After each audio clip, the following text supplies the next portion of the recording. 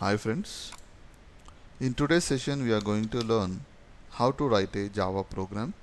Before that we will see what are the requirements to write a program. Okay, and then we will be seeing how to write a program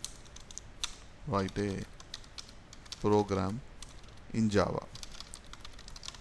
Okay, then we see how to compile it. Then we are going to see how to okay. So let's begin. So let's discuss what are the requirements. So first requirement what I can say is library. Okay. Library will always play a major role whenever we write a program, because whatever you write inside a program you have to tell from where you are taking these things to write a program. In example, I just have small uh, information for you, like whenever a user, if not, I'm asking you a question, do you have ever seen a fish flying in the air?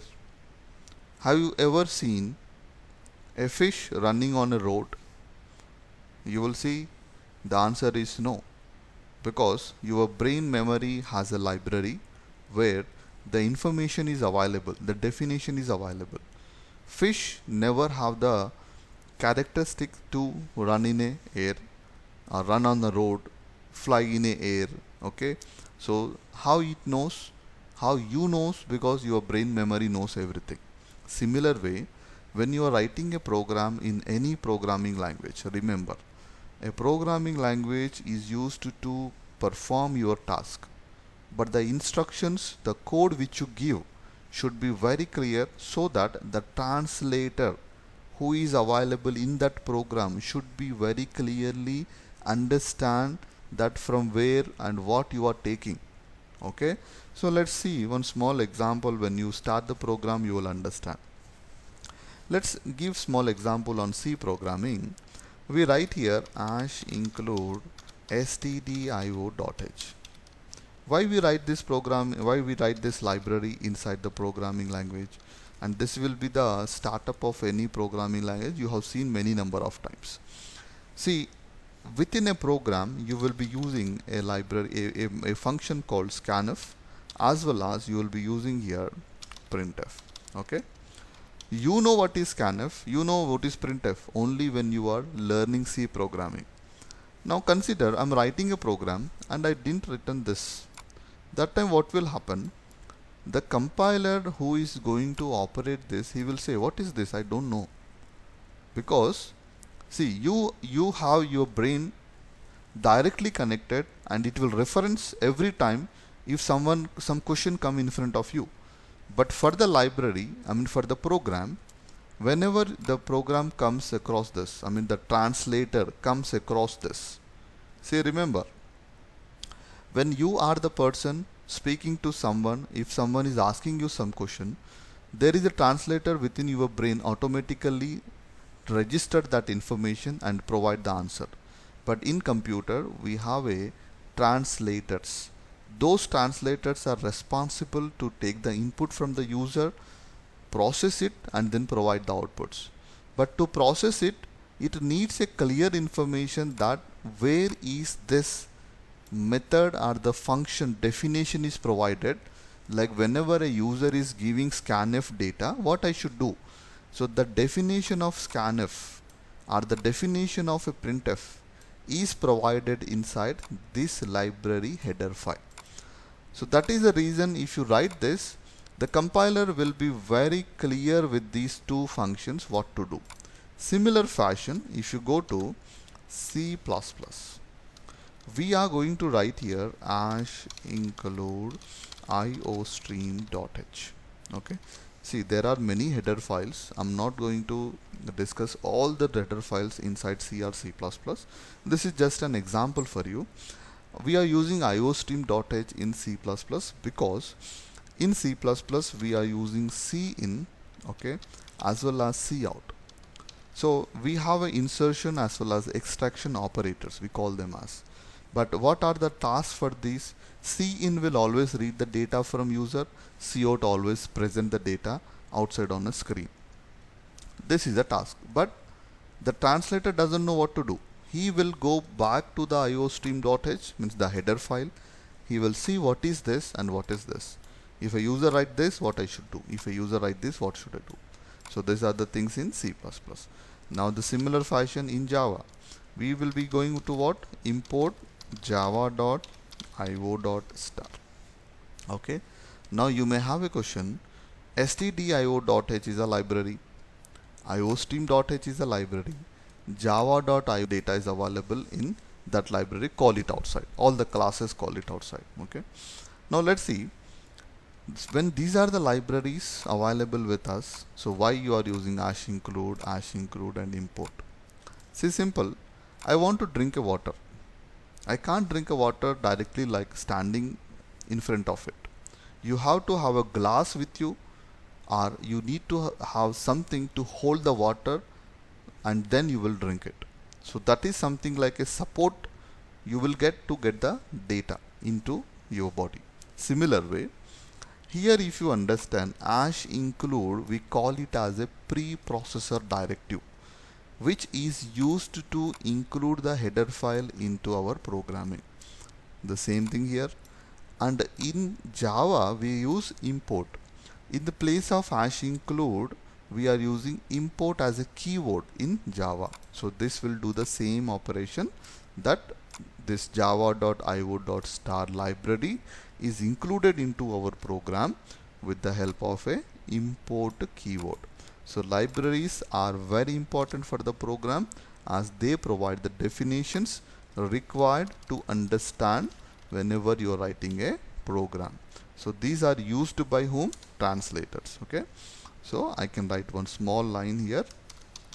These libraries provide the definitions for all the classes available.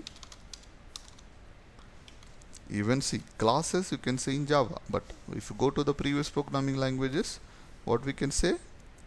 We can have functions or methods available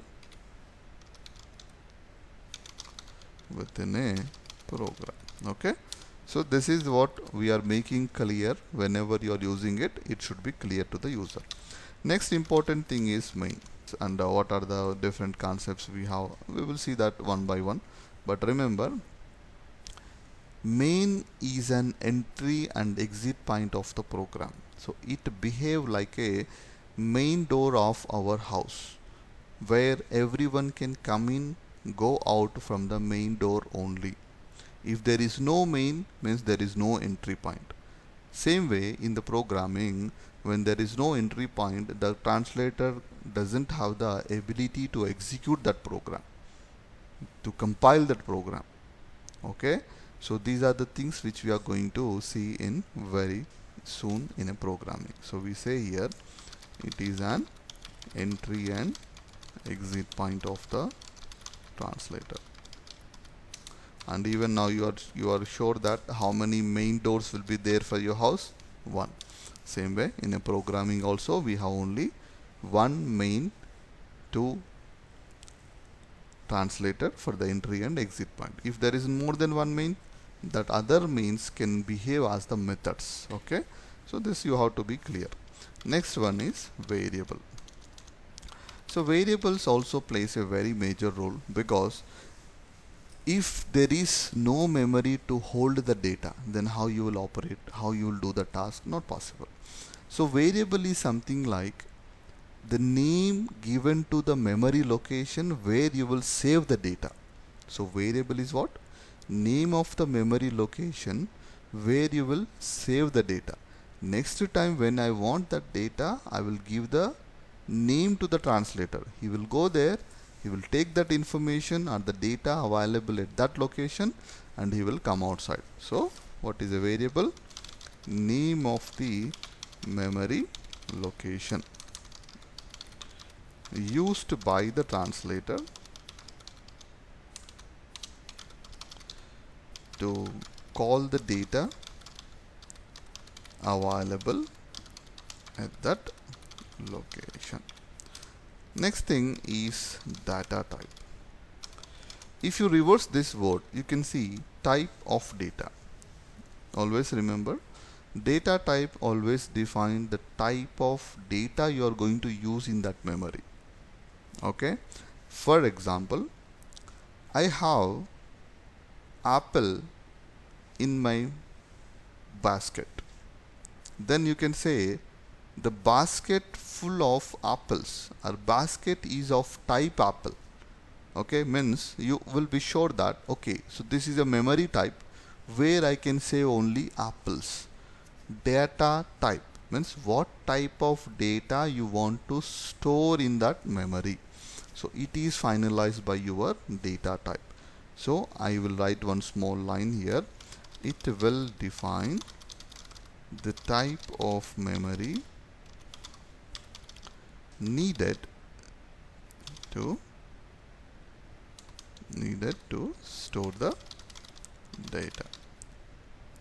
It will finalize. What it will finalize? The size and also the type of memory. So now what is the size, how it will finalize? Because in computer programming we have different data types like integer, which is 2 bytes, and even for some programming languages, depending on the architecture, we have 4 bytes also. Character, if you say this is how much, I hope you know this. So character is how much? It is 1 byte. Then we have float. It is how much? It is for 4 bytes. Okay, like this you will be having double, which is for 8 bytes. Okay, so these are the memory types. Means you can say integer will store only numbers and it has a size of 2 to 4 bytes. Character will say what? Only characters and it has 1 byte. Float, you will be having the decimal values which can have the size of 4 bytes. Double, it's more than the float, and it can save a long data item of decimal type. So these are about the data types. So the last one which we need to discuss is what? Keywords. So keywords is something like, for example, if I ask, do you know what is a mobile? You will answer. Even if I ask, do you know where is the flight will fly? You know that. Do you know what is a pen? Do you know what is the pencil? Do you know what is the projector? Do you know what is the water? Do you know what is the color? You know everything, because these are the words which are predefined, and these words meaning okay. Keywords are the predefined words whose meaning is already explained. The meaning of these words will never be changed according to our scenarios. So always these keywords are considered as the fixed words whose meaning will never be modified or changed. Okay, so those are called as our keywords. So to understand it very clearly, if I say remote, you know that keyword. If you say projector, you know that keyword. Monitor, you know that. Computer, you know. Laptop, you know. Mobile, you know. You can't say mobile as a computer, computer as a mobile. You can't say remote as a mobile and a mobile as a pen, and a pen as a pencil. You can't say one word to other word, because they are fixed and defined with the meanings.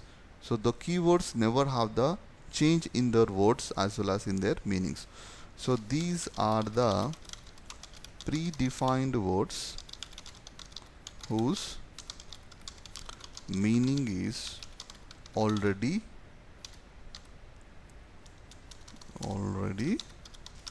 explained to the whom? Compiler or the translator, you can say. Okay, so these are about the requirements, basic requirements, you can say, so which are used to perform some task. And final one more task we have is what? Subprogram. Okay, in subprogram we have two different subprogram types. Okay, so example, we have main program. We can say a subprogram contains self-contained block of statements executed to perform a particular task. So here we have two types of subprograms. If you say function is a subprogram which will execute the operation or which will execute the instructions and it will return some value. Procedure also is a subprogram which will do the same operation like function, but it doesn't return any value to the main program. So this is the only difference between function and procedure. Okay, so I will write one small line here. A function is a subprogram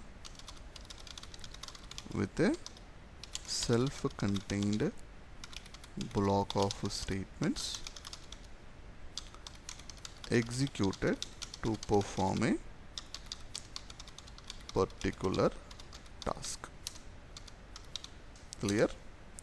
So this is about a function, and finally what it will do, and it will return a value at the end of the execution. Next one, procedure. What a procedure do? A procedure is also a subprogram. A procedure is a subprogram with a self-contained block of statements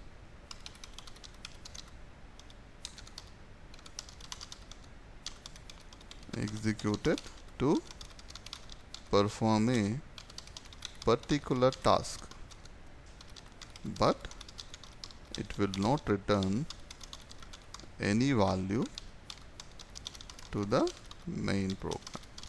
Even you can say here also, at the end of execution it will return a value to the main at the end of the execution. Okay, so this is about the basic requirements for our programming.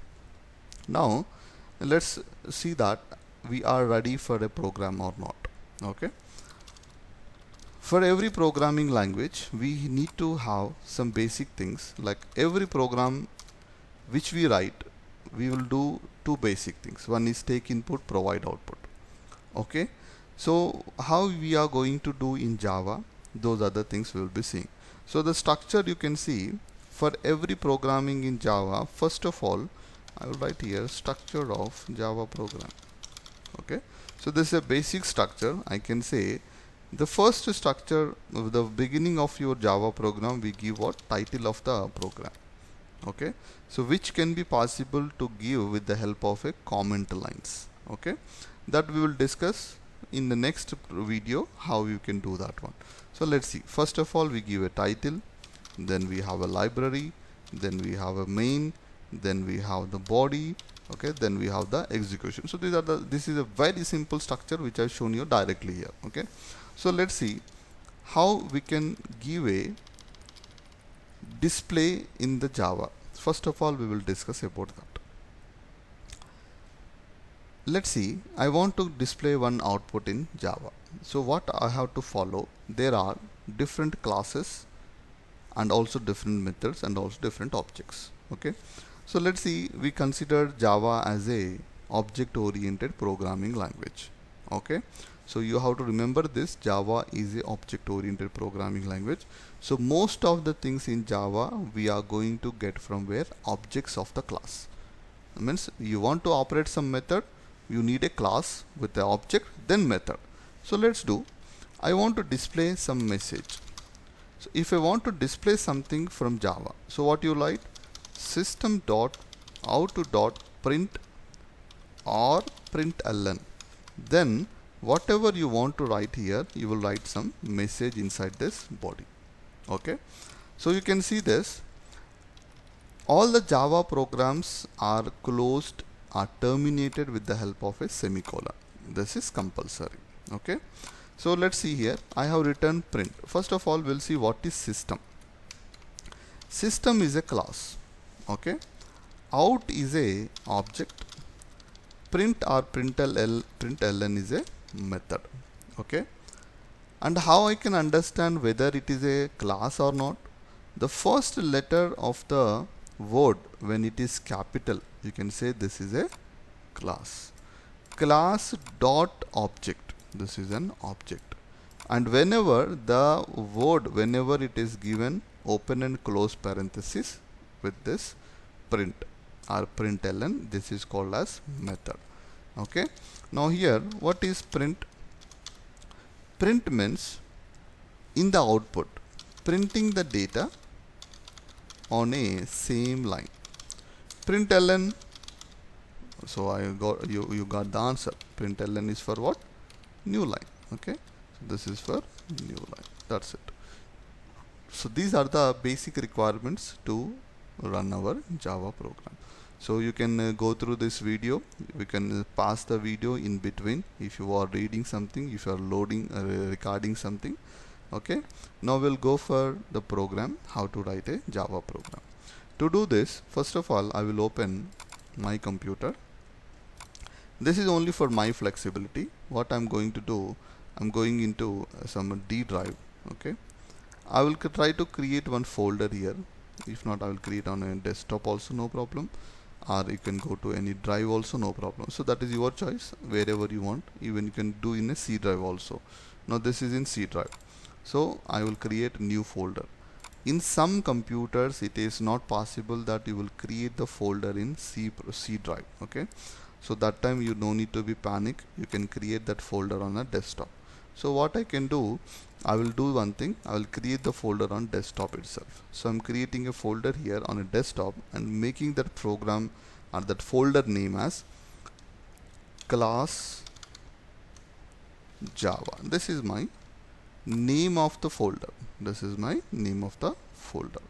Now to start the Java program here, what I will do, first of all we will do with the Java console.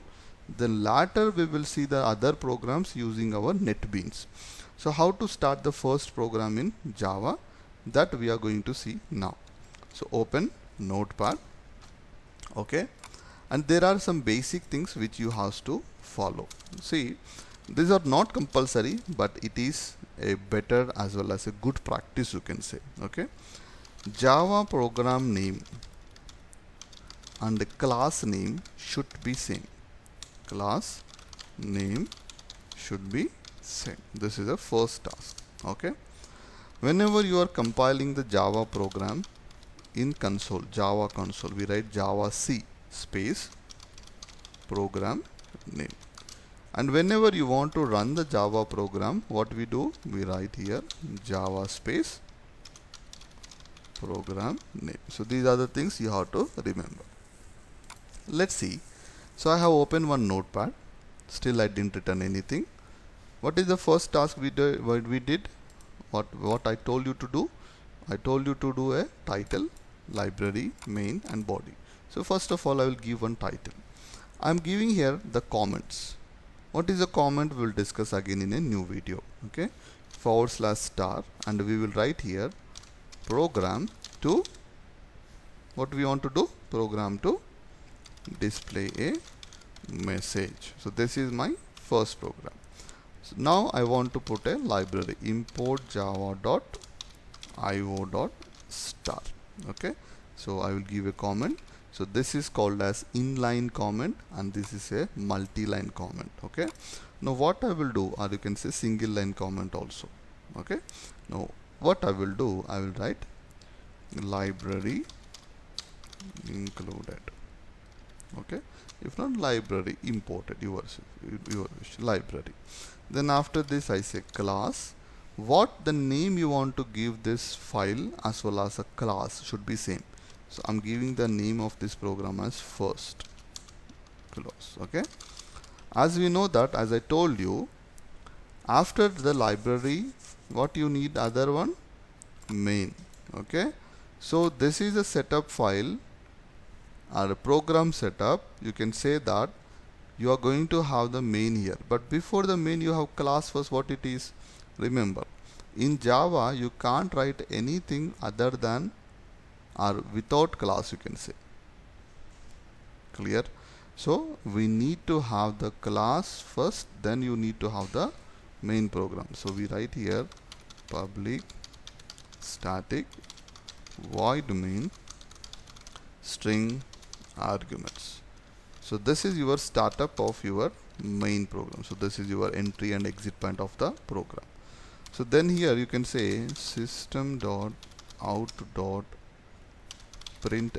We write here, welcome to Java programming. So this is my first basic program. So everything is done.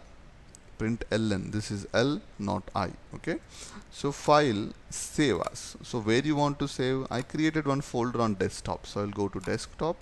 I open this folder, class Java. So this is my desktop folder. Open it, and when you are giving the program name, what is the file name? It is class name, it is first. So I write first. Now you can say that is save as type what? TXT, but I don't want TXT. What I have to do? Dot Java. Then you say save.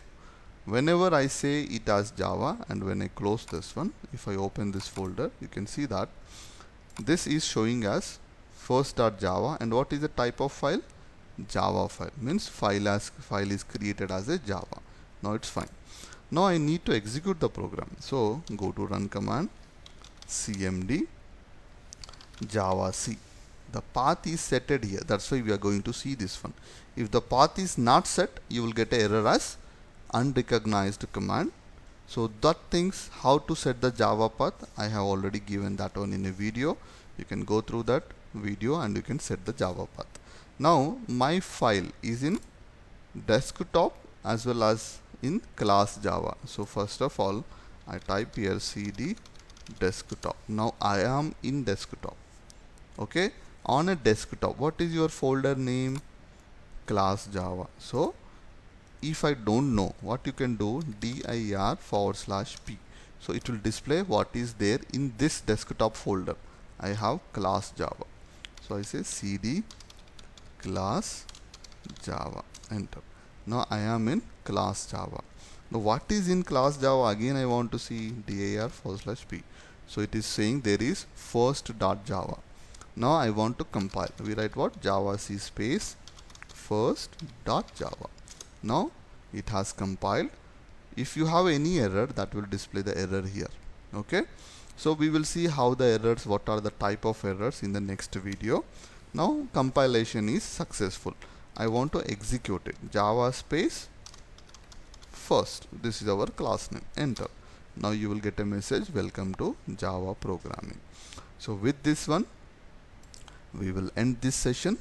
So we have discussed all about the programming, how to write a program, how to compile a program, and how to run a program. So everything is very clear with us. So you can go through this video and you can write your first program successfully without any errors. So with this one, I stop this today's session. We'll meet again in a new video. Thank you.